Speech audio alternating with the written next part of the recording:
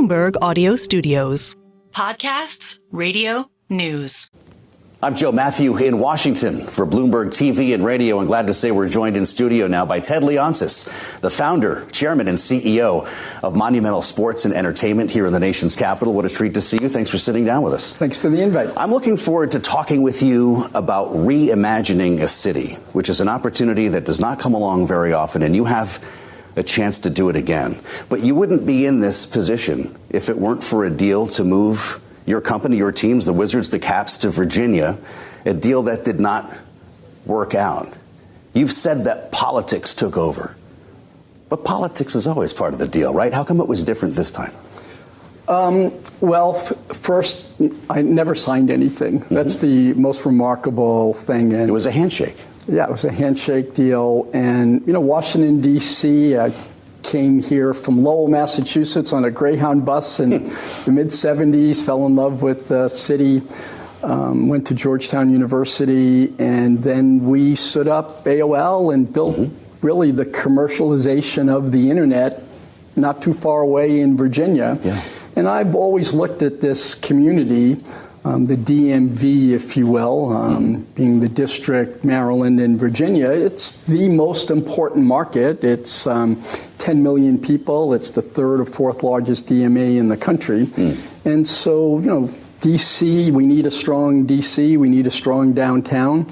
And we own the building, we own the teams, we own the network, the studios here. And so we've made a big commitment, and we'll work with the mayor and help to reimagine what should the next version of downtown rebirth look like. Yeah, I want to ask you about what that looks like. But did Governor Glenn Youngkin get a little over his skis when he shook your hand on that deal? What happened? I think the governor is a really great executive, and he dealt with what basically everyone is dealing with, a real bifurcated view of what is best for people. And when I said politics took over, this was a great business deal. And we were told that your business isn't wanted here. And that was done not through where we were being located in Alexandria, but by the political machine in Richmond. And so, you get to the point where you say, there's no place like home. Yeah. And we worked a deal with the mayor and the city council. And, we're a part of that team, and the country needs a functioning, strong, safe, clean, growth mindset Washington, D.C. We're a bellwether, if you will, for the entire country. Sure. And we fell behind a bit pre-pandemic, during the pandemic, post-pandemic. And I'm really glad that there's been this reckoning, if you will, and it's happening in all major metro areas. And now we can move forward in coordination with business and the philanthropy community. We have a unique set of issues here because of the federal government overlay. Yes, right. And, just every day we have to deal with things that connect Virginia and Maryland and D.C., like the metro, like the traffic that needs to be mitigated, like the infrastructure dollars that are being spent on roads and road closures. And so all of that, I think we can play a big social responsibility role in helping to make things better. Well, you're going to play a pivotal role in the future of the city and the downtown area. I heard you mention the other day you might be interested in, speaking of talking like a politician, an honorary title, Vice Mayor of the DDC, downtown DC, because that's kind of what you are. You joined city officials on a trip to Las Vegas to a retail conference a couple of weeks ago to bring business here. You're representing the city in what is truly a balance of politics and business, isn't it? Yes, you may not know this, but I was once elected mayor of my town in Florida. I served for 6 years as mayor. Every time I see Mayor Bloomberg, we joke and call each other honorable. So you should pay a little more respect to me there. Mr. Mayor, I appreciate it. Yes, I understand the role that we can play in attracting businesses. And frankly, I said I was surprised you'd always heard how well managed the state of Virginia is. It has low taxes. It's a great state. But I found it easier to negotiate and work with the city of D.C. than I did with the state of Virginia. And so, yeah, I'm going to go out and be an evangelist for the city, for the mayor, for the city council.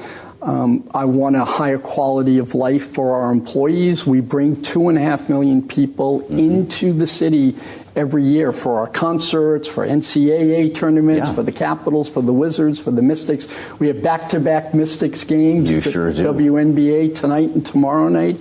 There'll be 30,000 people or so in those two nights coming into D.C. And most of them come in from Maryland and Virginia, and they'll spend money in D.C., pay tax dollars here. Well, people are talking about the Caitlin Clark effect in the local media today. You're right. You've got 4 games now for the WNBA this season, I believe. Tonight, tomorrow are going to be huge at the Capital One Arena. You've also said that you want D.C. to be the world capital of women's sports. You've described this as a growth stock. How do you make that happen?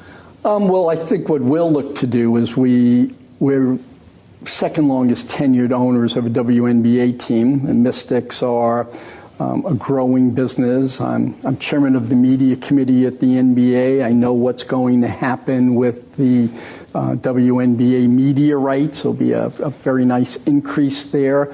We own our network. I know what the ratings are locally for women's sports. And so what I'd like to do is make a monumental W, right? We own multiple teams and venues and a network. Let's use the Mystics as kind of the foundation. And I would love one day to have a women's hockey team here. I would love one day to have women's volleyball professional. We should make D.C. the professional women's sports capital. We have a very broad base of ownership executives, Sheila Johnson, Lorene Powell Jobs, Michelle Freeman. We have the gravitas for D.C.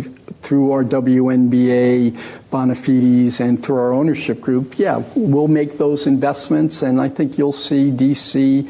emerging as that capital. Well, TV is a big deal with an important story right now about NBA rights. You can speak directly to this, or maybe I should say TV is not as big a deal as it used to be, because we're looking at a proposal now. It's Amazon, NBC, ESPN.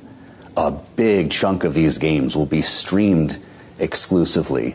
And I wonder if the owners are going to sign off on this and what you see as the future here. You know, nothing's been announced yet. There's been lots of reports on it.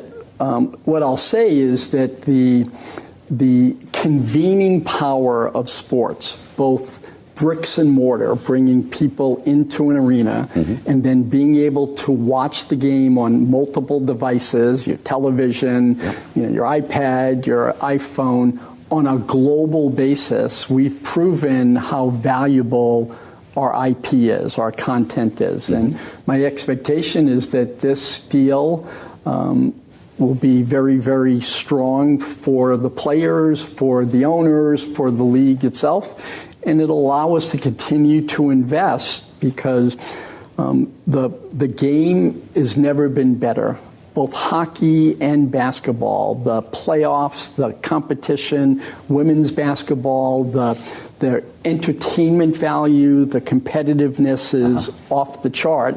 And so we now have to take more control and be digital-first companies. That's essentially what the movement is. Terrestrial is going to play a huge part of it. You know, I look at Bloomberg. I've spent a couple hours here today. You were a forerunner in it. You built a platform.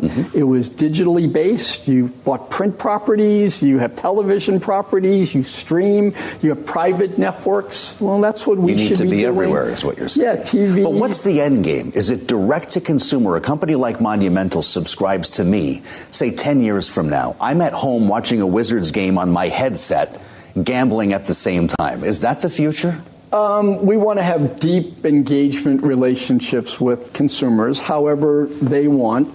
And I do believe that subscriptions, I look at it more like a software company. We have a software services business model where we get a subscriber, our season ticket holders as an example. They renew in a bad year 80, 85%. In good years, 99%. Someone has to die, if you will, and for the family to lose their season tickets. And in many cases, we hear, no, my dad left it to me. I'm stepping into his shoes. Right. And so subscriptions business is great, and if you build a big audience that people value by paying, that's the difference than like a website, right? People are paying to come to the games, people are paying to watch these performers, then we license our content to terrestrial, to cable companies, and then more and more we're saying, well, if you don't have cable, if you don't subscribe to a service, we need to get it to you directly. Well, that's just like a subscription. Sure. And so we've made a big investment at Monumental. We own our network, the Monumental Sports Network. It's available on cable, on satellite. We've done deals with Amazon. In Prime, we're doing deals where we get subscribers directly. And I think we want to control our IP and be able to distribute it far and wide. It sounds endless if you do it right when it comes to selling. Well, I think partnerships lead to prosperity. And, these are some of the greatest companies, media companies and tech companies. And that's been the new phenomenon now, that the Microsofts and the Alphabets, Googles, the Amazons, the Apples, they are placing a lot of value in the IP itself, as are the TV people, right? Although I don't think the Comcast NBC views itself as a TV company anymore, right? It's a tech company with a big distribution platform. Yes. You couldn't have imagined this when you were watching Celtics games with rabbit ears at Lowell High School. No. This is another universe that we're in now. You couldn't have imagined having a second chance to revitalize the nation's capital. We hear a lot about crime, the balance between safety, innovation, and openness. How do you make it safe enough for someone to want to invest, but free enough for people to have a good time? Well, the city has to continue to find ways to make fair and equitable laws that service businesses and the populace and the voters, obviously. So business and politics meet again. Very much so. And I think that was the big breakthrough over the last 6 months, that people understand that if the federal office buildings aren't open and people aren't taking metro or driving and parking and coming into the city and having lunch in the city and buying apartments, renting apartments in the city, that's a bad thing for the local economy. And if we weren't here, those 2.5 million people who come in, they'll come in, arrive at 5 o'clock today. They'll go drink. They'll go eat at the local restaurants. They'll take metro. Metro ridership needs to be increased so that it can do longer hours and make more investments in technology and safety and security. So I think what's happened is there's been awakening that everything is connected. That metro, that the police, that the traffic mitigation, that the infrastructure investments in roads, all of that comes together to make a higher quality of life. And we have to integrate it and not take anything for granted. That, this is a very competitive world. Maryland, Virginia want to steal DC's companies. DC wants to bring those companies back into downtown. And so, you get judged by what kind of results that you get. And I think DC now is on a rebirth. We're seeing crime go down. We're seeing metro coming up. We're seeing tourism having record numbers in tourism. We have to find ways to get the tourist to downtown to eat and dine, because right now there seems to be almost like a fence, that keeps them on the other side. Constitution Avenue barrier. Exactly. It's a real thing. When are you going to buy the Nats? I would very much like to buy the Nats, and we're very respectful to the process and the family. I think it makes a lot of sense in this super city vernacular to have one platform, year-round teams, and to have the size and scale so that we can compete in terms of payroll, in terms of talent, in terms of infrastructure with Los Angeles, with New York, that, just have bigger markets.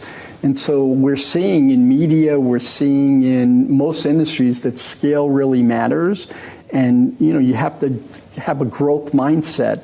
And so for us, because we own the winter sports, if you will, and yes. we own the network and we own the venues, adding that team, I think, is really, really important to the business. But I want to win championships. And the way that you win championships is by having great farm teams and great infrastructure and great coaches. It takes money, and then they have the patience to rebuild the teams. And the Nationals are well on their way to rebuilding a great team. Does it ride on a regional TV deal? Right now, I think it's a whole new game in local TV. I don't know what will happen in baseball. I know that we've controlled our destiny locally by buying our regional sports networks. Now, it's no longer NBC, it's right. Monumental Sports Network. There's the MASN network. It's on its own, if you will. It's not part of a bigger property, and it carries the two baseball teams. There's a lot of turmoil going on in that industry. We've inoculated ourselves and our fans to that. We've just opened the most advanced technology, invested almost $60 million in a digital-first real studio. It's nicer and bigger than this one. Wow. Well, I need to come over. You should. That's right. We've raised the bar for you. I think you'll go and come back and say, how come they can do that? Let's do the next one of these in your studio. Oh, we'd love to do that. We're invested here, obviously, and we're here to stay in downtown Washington, and I'm glad we can talk about it. We'd like to continue following your story here as well. Anytime. I'm honored to come here, and it's amazing the investments that you've made downtown right on New York Avenue, and we're almost neighbors, so love to come see you. Well, from Lowell to Washington, Mayor Ted Leonsis, thank you for the time today. Great to see you. Thanks for the invite.